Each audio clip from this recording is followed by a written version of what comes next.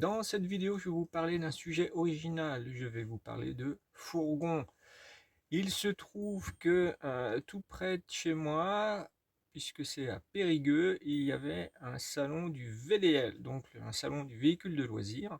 Donc les fourgons, les camping-cars, et puis les vannes, et puis il y avait aussi quelques caravanes.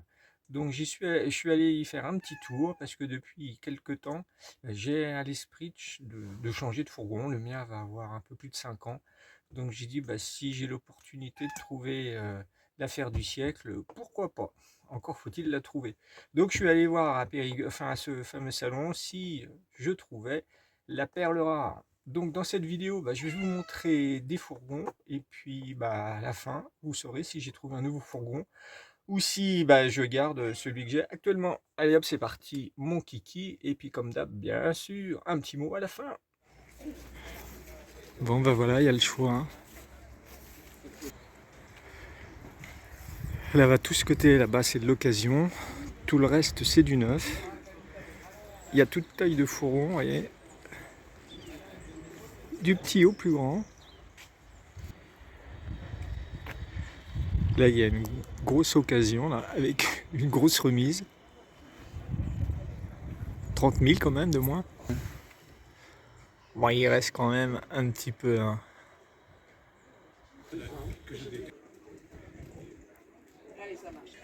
Il y en a partout, pour tous les goûts. Bon, on va en visiter quelques-uns. Bon, voilà, là, c'est un fond Vendôme. Qui reste très cher.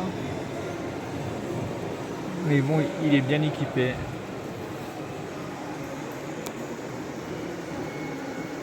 Parce qu'il y a même une batterie lithium. Et à l'intérieur, c'est plutôt sympa.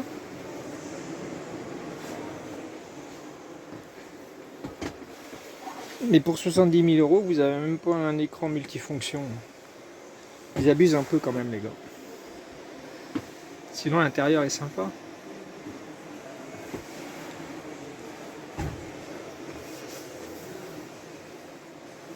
Bon, c'est en ambiance bois. Mais il reste très clair malgré tout. Parce que bon, le plafond est blanc, les portes des placards sont blanches. Il y a de la lumière partout, le sol est clair. Donc ça passe. Mais ça sera pas celui-là. Donc ça, c'est un fond Vendôme aussi. Leadercamp 45. Qui est proposé pour la modique somme de 68 760 €. Parce qu'il a la boîte auto. Donc là, il y a quand même un écran multifonction, ce qui est quand même pas mal. L'intérieur est plutôt sympa, élégant.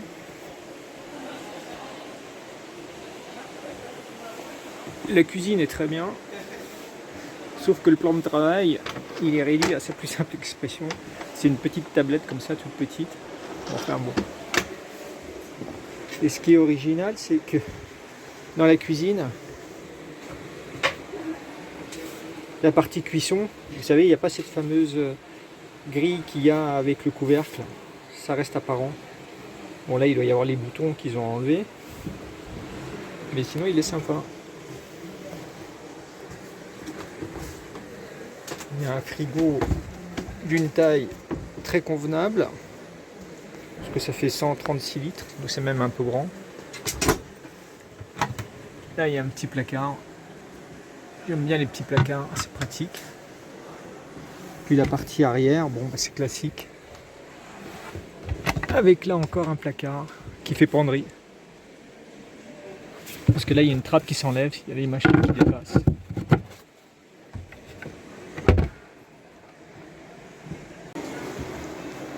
Donc ça, c'est un Magellan, c'est Campérève qui fait ça. Campérève avec une petite remise. Et donc celui-là, c'est son seul défaut, c'est son prix. Il est à 78 000 euros. Mais l'intérieur est vraiment très bien. C'est hyper original. Là, il y a des rangements. Là, il y a un grand placard qui se transforme en salle de bain. C'est magique, hein?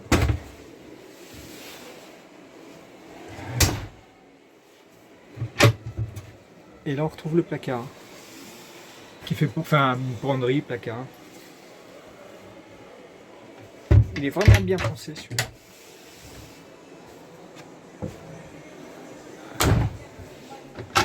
Et on retrouve la penderie dont on a l'accès là-bas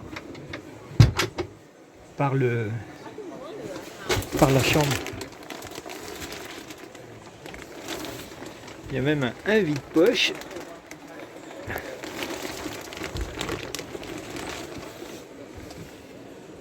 Là, il y a un panneau de contrôle. Je cache la lampe parce que je sais pas ce que c'est là. Et il est vraiment bien celui-là. Mais il est trop cher. Et puis en plus, il a la boîte automatique. Donc ça réenchérit quand même pas mal de prix. Voilà, là on est dans le royaume Possol. C'est le Possol Trenta. Il est très bien celui-là, mais bon, en plus il a l'avantage de ne pas être trop cher. Enfin, pas trop cher par rapport aux autres. Hein.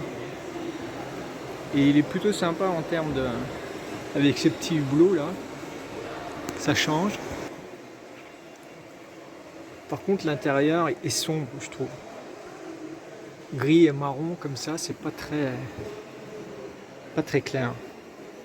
Bon, il y a des lits dans la longueur, hein, c'est pas transversal.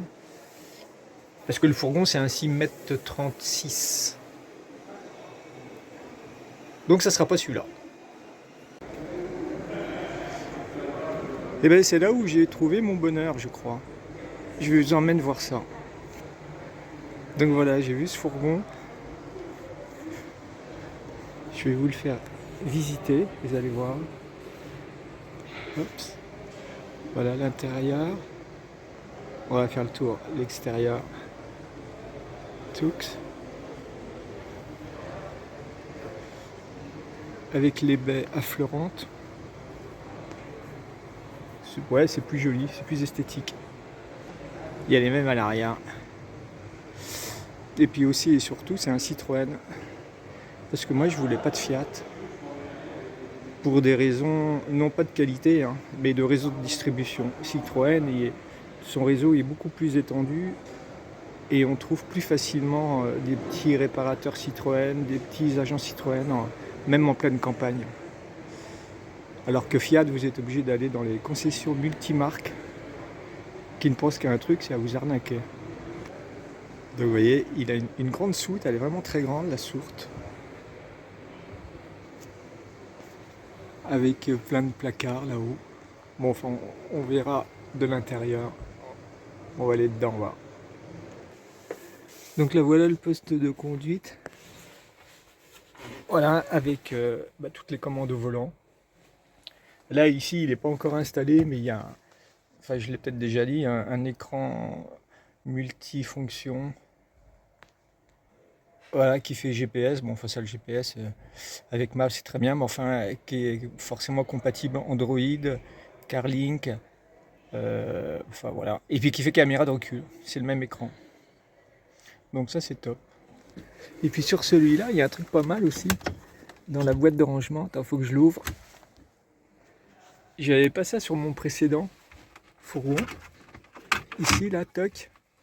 Ça permet de fixer un smartphone ou une tablette. Et oui, ou même une tablette, ça passe. Et il y a les points d'appui là.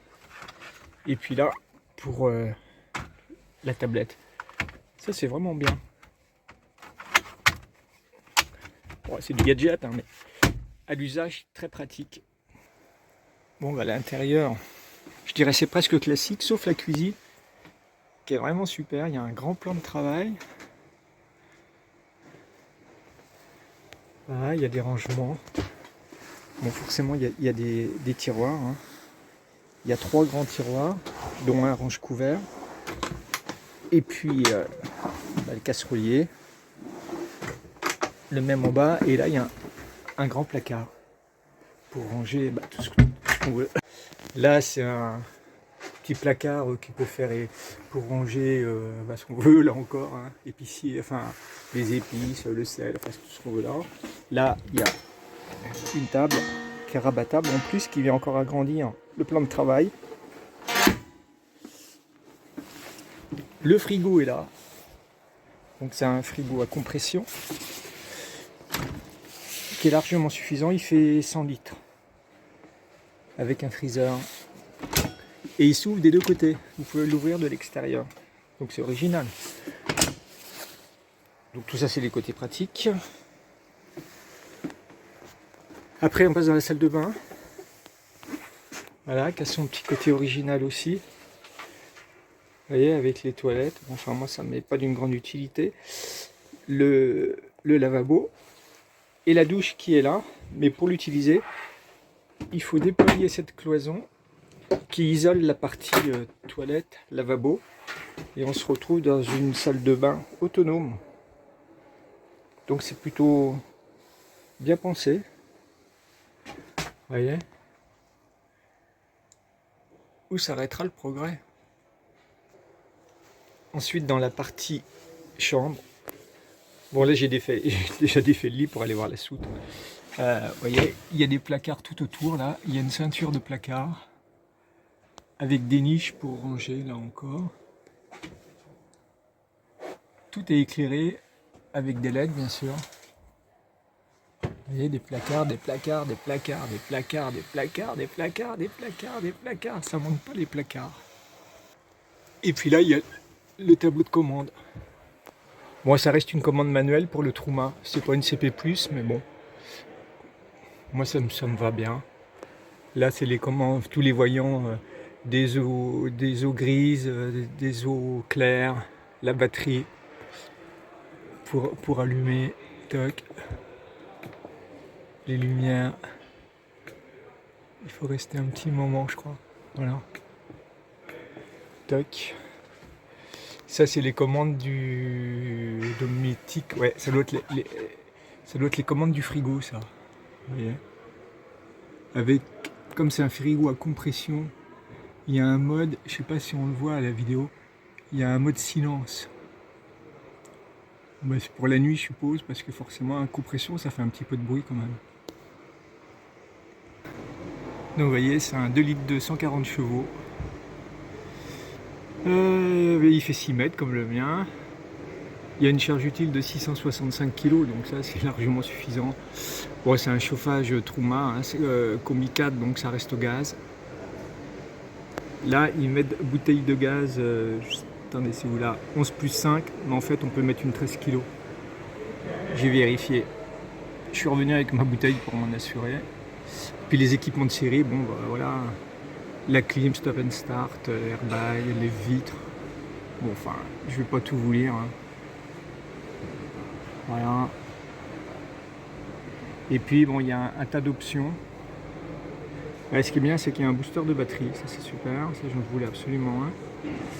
L'intérieur, hein, les jantes alu, le lit d'appoint, bon ça je m'en sers pas. Fermeture soft lock, c'est très pratique. Ça ferme en fait la baie latérale, il y a une petite aide électrique qui ferme la porte automatiquement, il n'y a pas besoin de la claquer.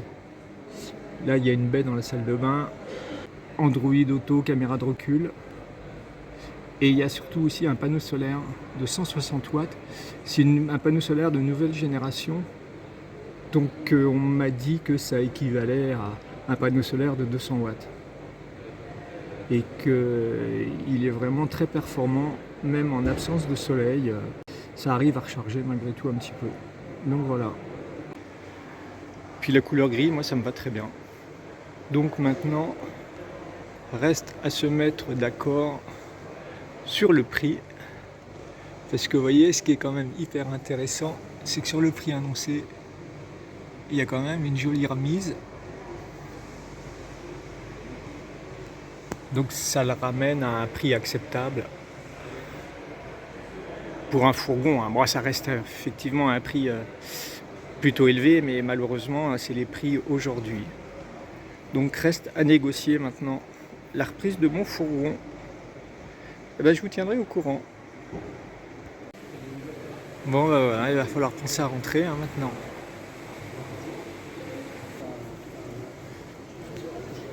Bon, enfin, c'est pas très loin de chez moi, hein. De là où j'ai ma grange pour le fourgon. Je suis allé une centaine de kilomètres. Voilà, donc au revoir le salon de Périgueux. J'ai pas pu aller à celui de Villepinte, mais je pense qu'il y avait quand même moins de monde ici. C'est quand même plus tranquille. Bon, bah c'était un petit salon sympathique.